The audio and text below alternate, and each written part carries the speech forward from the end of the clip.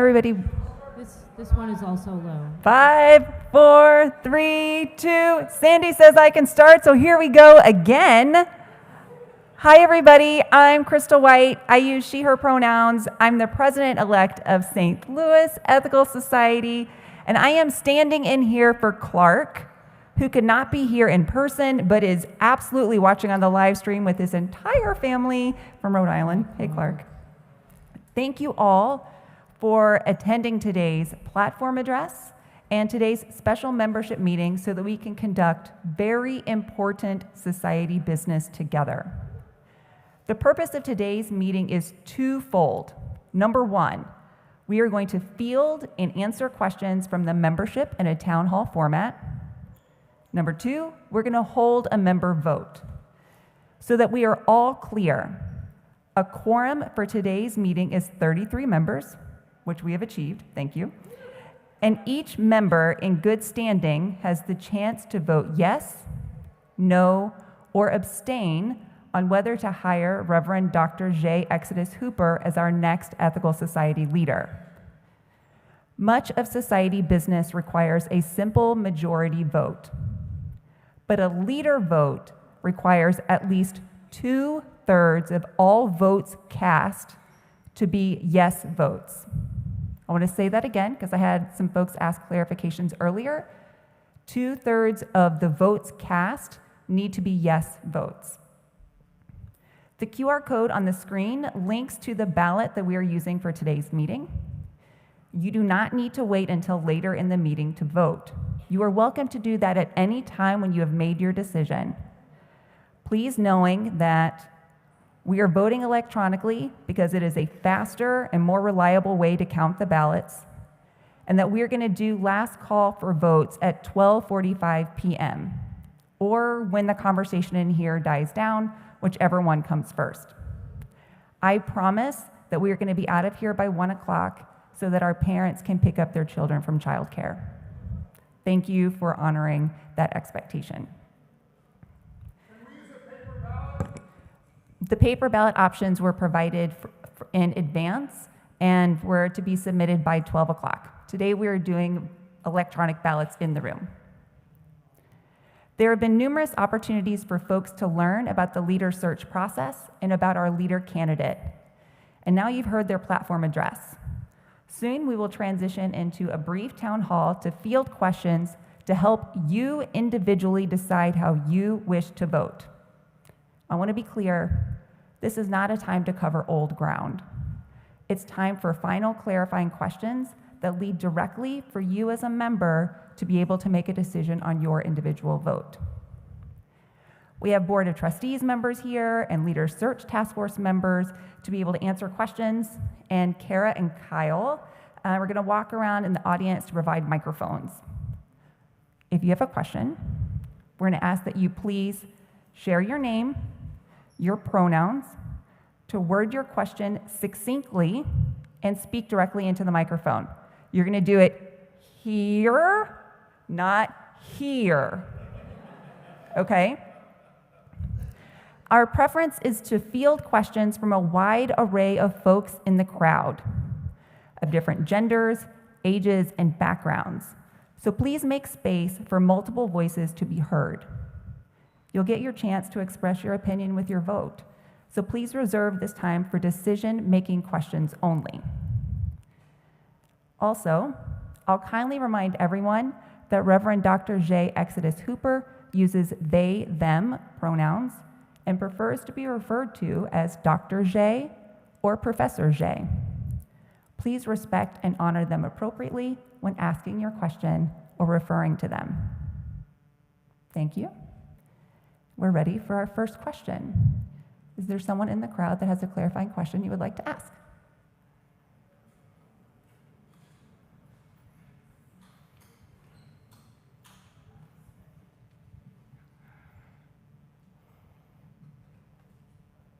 Hello, my name is Barbara Wedler, she, her. My question is information about Dr. J's religious commitments, thoughts, whether they believe in God, the Christian God, Jesus, or any other, I guess I'd say supernatural beings?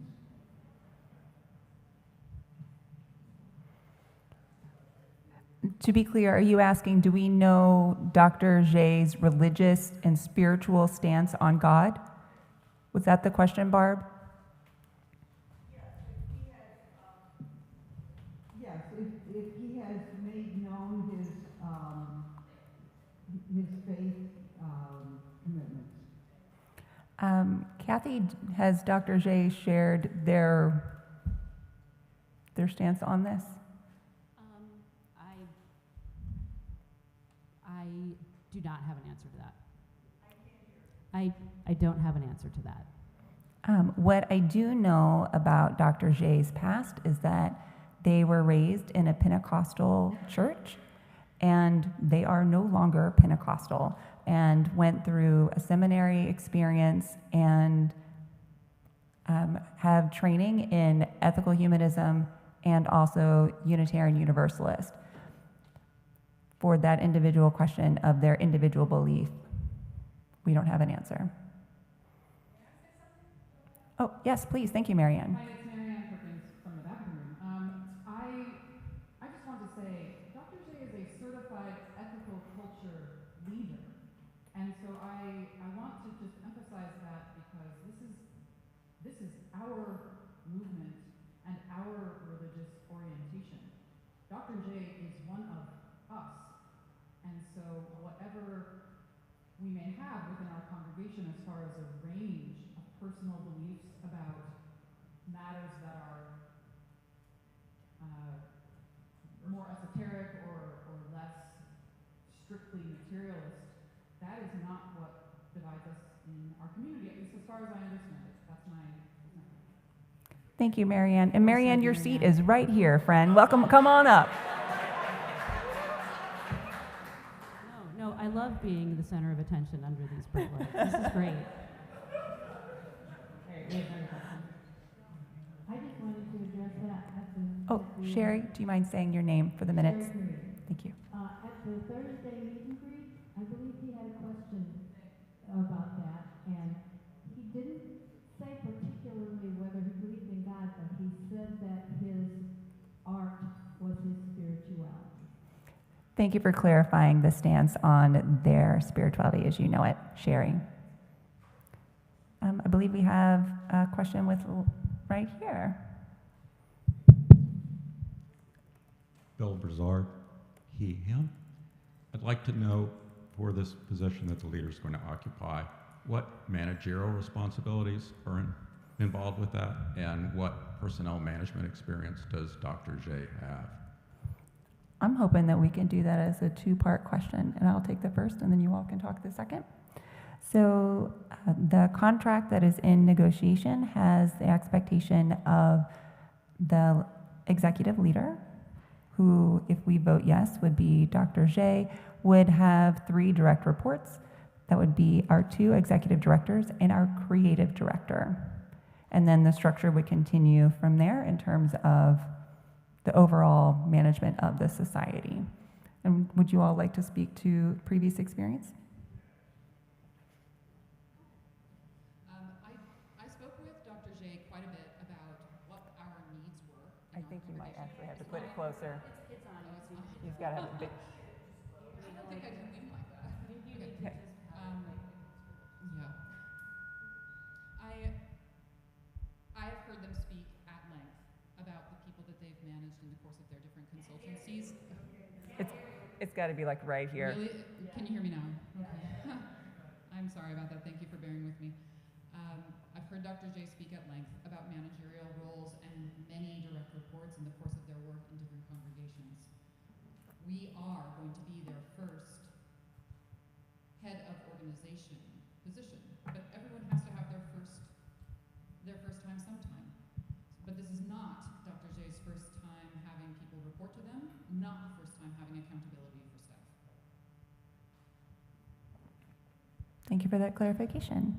Do we have other questions out in the crowd? It looks like Linda Locke. Thank you. Yeah, whoa. Yes, Linda Locke, she, her. In terms of the responsibilities that Dr. J will take on if they are approved. Have we asked them to think about growth, to think about financial sustainability? Do we have a plan for strategy, a strategy plan for how we want to be perceived, but increase visibility, those kinds of things? Is that all part of the conversation? Oh my goodness, the answer is yes. If folks are aware of the ministry team goals for this upcoming year, they're centered solely in those areas, and then the board goals as well incorporate those as in addition to a leader transition so that we are able to fully integrate together and move forward in the directions that we want and that the strategic plan that we have coming to us say that we want. Anything additional you want to add to that? Specifically with regard to the growth, again, that is one of the stated goals of the board of directors, to grow membership and grow the membership experience. And those would be expected of the new leader to participate and center that as well. If I can tell a personal story, I was at a meal with Dr. Jay earlier this week, and when the conversation died down a little bit, they went ahead and soft launched like a fundraising event just within the casual conversation there. So it is clear that it is things that they are thinking about for our society. They're thinking about 150 years of celebrating us, you all. Me too. It's a great idea. Christopher Lacoste, he, him. Just a helpful suggestion to help with maybe the pronouns. On top of our name, we say our pronouns, maybe also say Jay's pronouns that have it fresh in our minds. So Chris Lacoste, he, him. Jay's pronouns are they, them. Maybe helps us, be more respectful. Thank you for that feedback, Chris. Thanks, Chris. It looks like Christine Polite has a question at the back.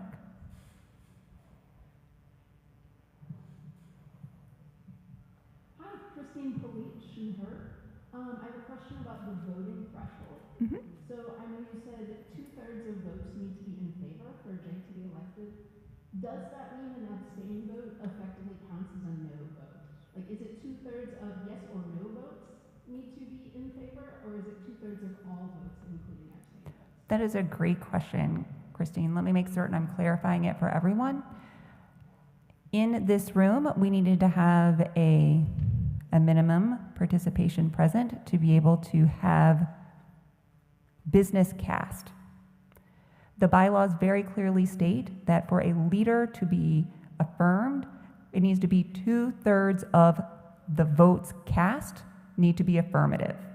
Okay? So if you choose to vote no, or you choose to vote abstain, those are still counted within the total votes cast. And so we'll need 2/3 of the total votes cast to be affirmative for a yes to continue. Does that answer your question fully? Perfect. I hear some murmuring, so maybe I didn't answer it fully. Okay, perfect. Do we have other questions out in the crowd that will help you individually decide how you will vote? Looks like we've got Scott Wright, and maybe Kayla Vaughn. This is off topic, but as a checker-inner, I wanted to mention that I had several requests for paper ballots and at least one person saying they'd forgotten their phone. So I just want to raise this before the voting ends. I want to make sure that everyone here to vote can do that. Thank you for sharing that. Yes, Scott. Yes. Answer the question. I'm sorry, was there a question? The question is, if you don't have your phone, can you still vote? If you don't have a phone, absolutely you can still vote. We brought a couple spare computers for folks who have that interest. And then also, I am making what I hope is not a bold assumption that if folks have a phone and their neighbor does not have one or does not know how to scan in for a QR code, that there can be sharing in the space. Thank you, Joe. I appreciate that offer. If you're having trouble voting and your neighbor is not able to help you, please raise your hand and ask for help. Scott Wright, he, him.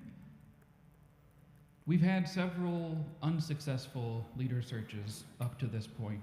And so I'm wondering if there's been any formal decision around if this is not a successful vote, if we will re-enter leader search, or if this is effectively a vote for a leader now or a period without leadership in the near future. Thank you, Scott, for that question. Multiple people have asked that out of concern for what's happening next with our future. And the answer is we do not have a decision for what's happening after this vote if it goes negative. That will need to be something that the board circles back with our next meeting. And then, honestly, after 4 attempts of doing searches, we're bringing forth a candidate that meets all of the criteria or exceeds all the criteria that we're asking for. It may be challenging for us to find a different candidate that would be more attractive to the membership. That's my thought. Anything you all want to add? I just want to second what Crystal said. We have searched for many years in many different task forces, and a lot of expertise has gone toward this. So there is no, the board has not put any effort into a plan B. I will say that. As the current leader search task force chair, I believe through all of my research of the various places where the various searches have posted the job opening, there is no one who is qualified who doesn't know that we are looking for a leader. So based on that, based on the member surveys that have gone out where everyone really clearly stated their priorities for a leader, this is it. Beth? Hello, my name is Beth Fingerhood, she, her. My name is Beth Fingerhood, she, her. I didn't go to any of these meetings which were available, but I just want to know what is their experience most recently in the leadership position, and for how long did they hold that position? I apologize that I don't have their CV memorized. They have been in a variety of positions, and if any of you have this off the top of your head, please jump in. I'm going to pull it directly off the Yes, website thank in you, the leader Crystal. section for us, because that's where we can find it. I think there were 2 positions that jumped out to me. One was in the Minneapolis UU congregation, and another one was, I think, in New Jersey or New York, both for several years. Thank you, Kara. Bear with me, I'm pulling it up. Okay, so under ministerial and academic leadership, we have representation with Beacon Unitarian Universalist Congregation as an assistant minister and a religious education director and a communication director and chaplain coordinator. Under First Unitarian Society of Minneapolis, an interim minister of lifelong learning and community, an American Ethical Union clergy leader for Riverdale Yonkers for ethical culture, an American Ethical Union clergy leader for New York Society for ethical culture, and a consulting clergy leader for Susquehanna, I can never say it. Thank you. Valley Ethical Society in Pennsylvania, in addition to doing an educational ministry consultant work in Ohio. So lots of experience. And if I could add, this morning before our platform began, I was delighted to meet 2 people from Beacon in New Jersey who were here specifically to show support for Dr. Hooper. And I said, we're gonna steal Dr. Hooper. But I just think that that is powerful, that there are congregants who came this far to be here in the room for this moment for Dr. Shea.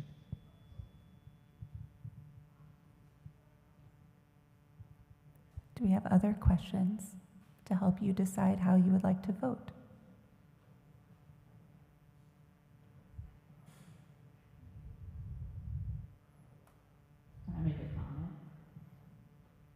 you may. Okay. I was part of the leadership task force, and one of the last things that Dr. Hooper said during the conversation with them was, how has your congregation grieved since not having a leader?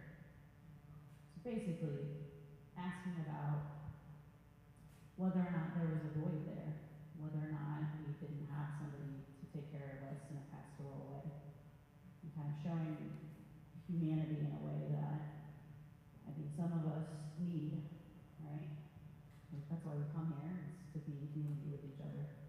And I thought that was beyond all of the also pretty significant references to philosophical leaders that I've never read, quite frankly. I'm a cerebral person, but I've not read Kant, except for in school. It just showed a lot of humanity, in my opinion. I've been here for several years now, and there has been a grieving process, I think. And I think it would be good for us to have somebody who we could talk to about that and who could lead us in that way. So that's my only comment. Thank you, Kara. Thank you for that testimonial. I'm going to ask that for the future, though, that we stick to questions only, because Sorry they're. about that. Thank you. Okay. Do we have other questions to help you decide how you would like to vote?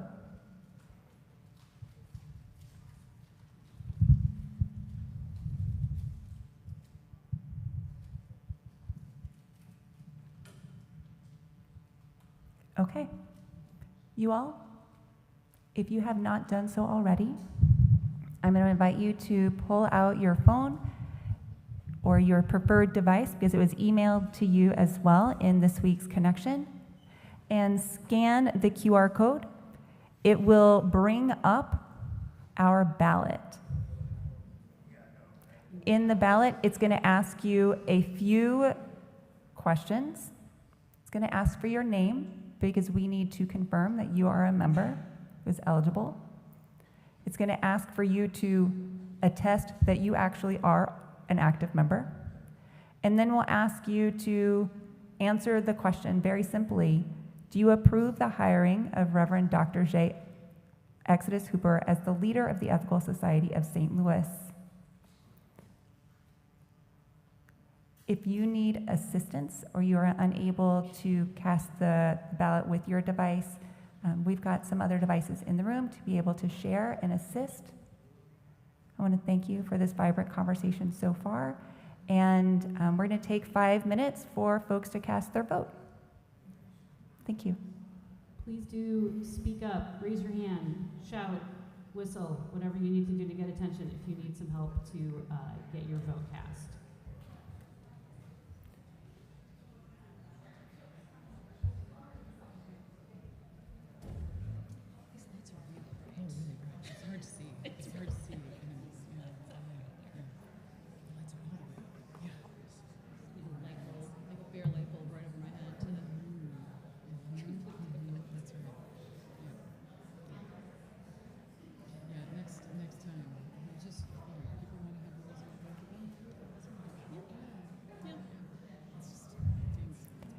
If you're having difficulty with a device and you would like somebody to come and assist you, will you please raise your hand so we can send somebody your way? Thank you so much. We got 10 minutes till we close the vote. Oh, no, I'm just going to close it. Oh, Because I was like, no, this or until the conversation dies down. Whichever comes first. okay. I would hate to. Or, I mean, you know, I hope there is no one just running up the pole. You know. Or would they?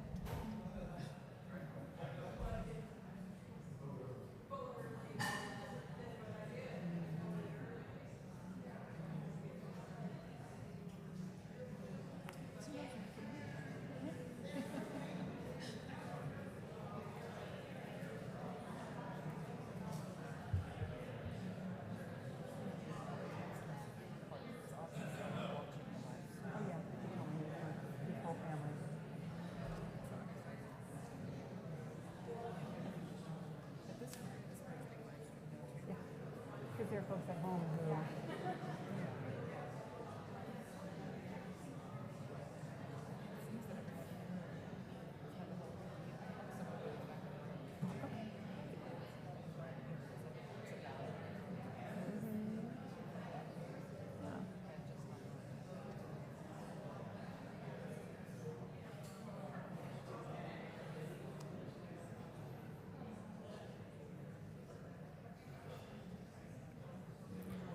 Will you please raise your hand if you need more time to cast your ballot?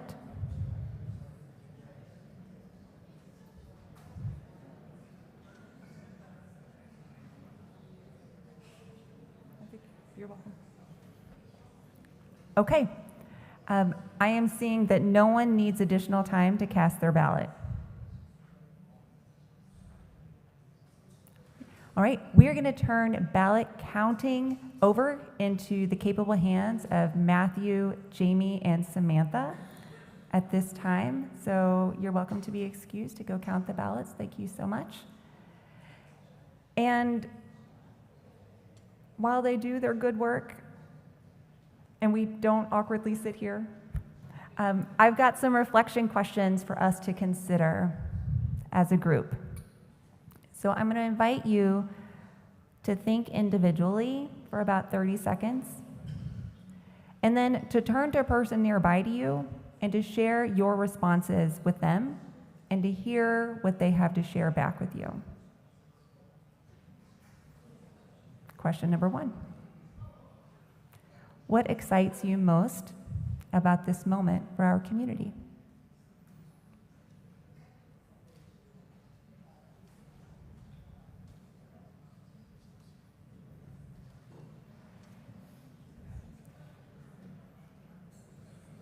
Again, what excites you most about this moment for our community? Will you please turn to a neighbor and share with them what's exciting for you right now?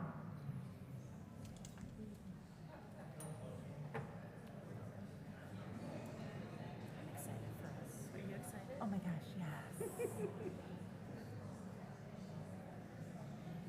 sure you don't want to sit down?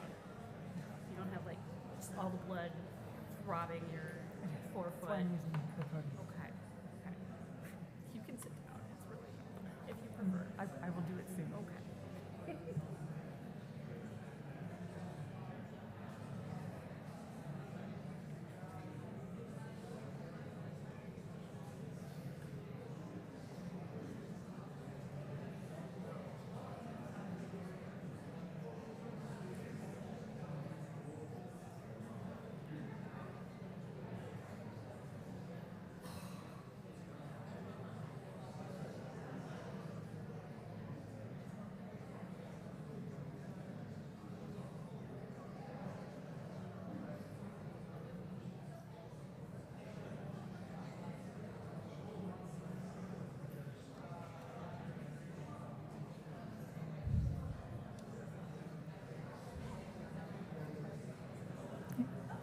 If you're ready for a follow-up question,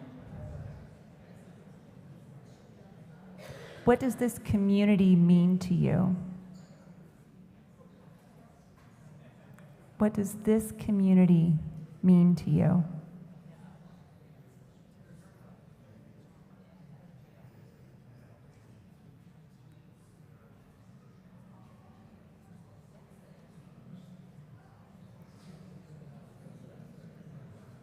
If you're willing to share that response with somebody nearby to you, I welcome you to step into that conversation.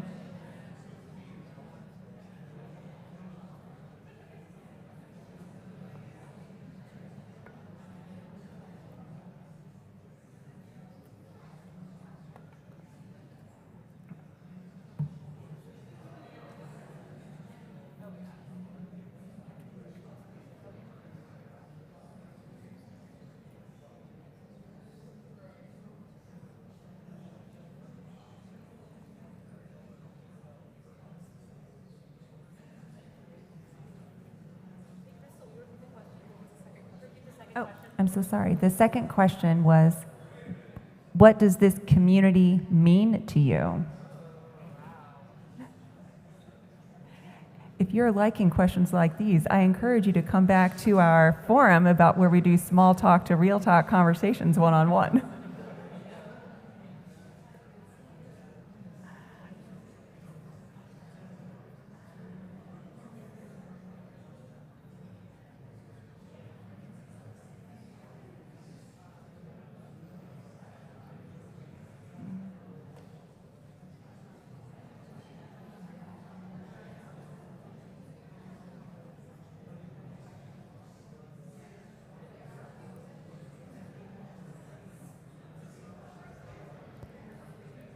All right, our third question, if you're interested in engaging in that conversation, is what stood out to you about today's platform?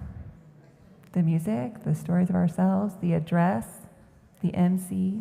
What stood out for you and what makes you hopeful for the future?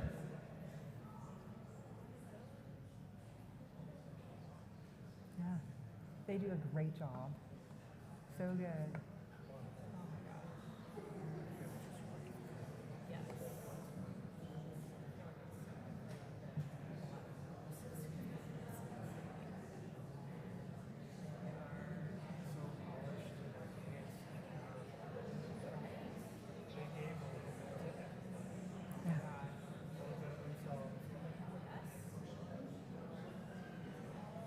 So good.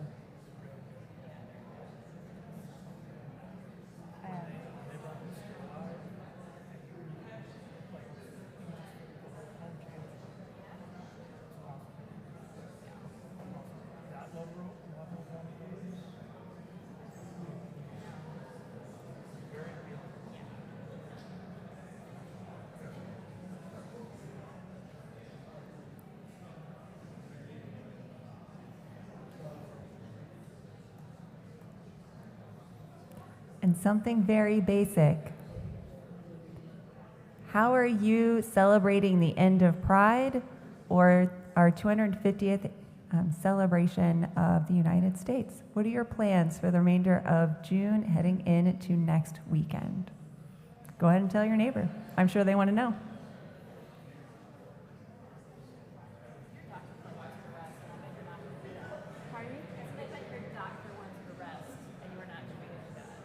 I am waiting, putting no weight on this foot. Yeah. Your plans? Besides not putting weight on your foot? I have a friend from college, and I'm going to struggle to lean down to hear you get her.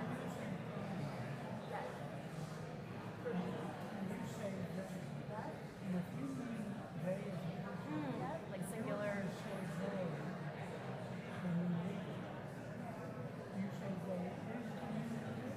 That's a great question. I don't say they I don't know if there may be a standard. I say they are. That's natural for me. But I don't. It is. Yeah, no, it's a challenge for sure. But I mean, we do that with like if you're referring to a person, an individual that you don't know, like I'm gonna go to the coffee shop and the barista is gonna help me and they are going to charge me. But like if you just don't know who it is ahead of time, that kind of thing, you still use they are. But you're right, it's a challenge. So maybe. Yeah, no, I understand. I think we're just so used to saying they are. You know what? I bet if there is some sort of rule, it's available on the internet. Probably so. I'm so serious, right? Yeah, Like, yeah. Google, like, what am I supposed to say when referring to they singular? What's the verb? Yeah. Probably an answer. And then if you look it up, please let me know so I'll know for future. I wonder that as well. Yeah. Or when you say when Professor J is speaking, they are going to or whatever. Yeah. Okay. Yeah. We just have to use more context clues, I feel like. I do think about pronouns a lot, especially like in like same gender romance novels. It's a challenge. It's like in a like male female romance novel, you can say he and she all the time. But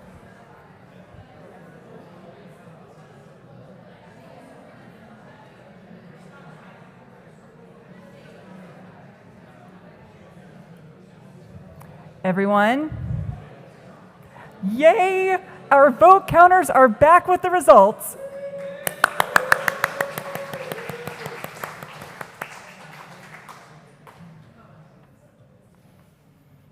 And they did the math for me even better. Oh, thank you, Matthew, Samantha, and Jamie, for your hard work.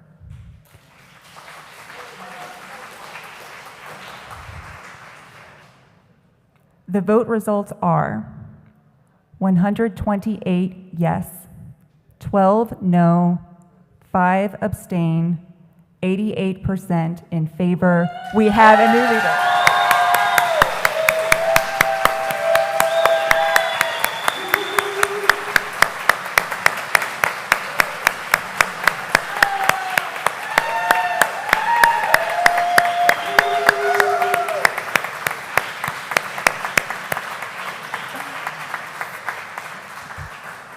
Congratulations to all of us.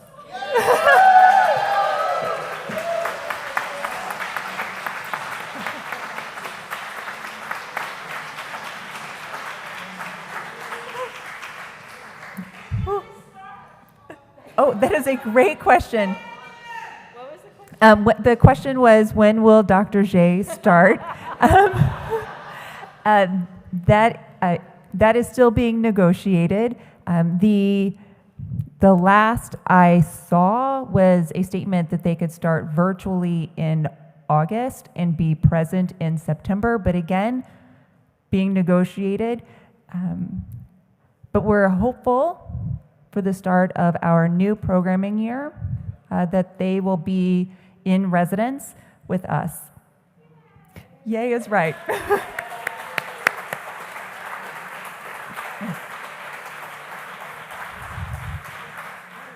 I wish to extend my sincere gratitude to our Leader Search Task Force members. From this search, I want to name it, from this search and the preceding 3 searches, all of your hard work has led to this result. And if you have been a part of any of those 4 searches, will you please stand so we can say thank you right now?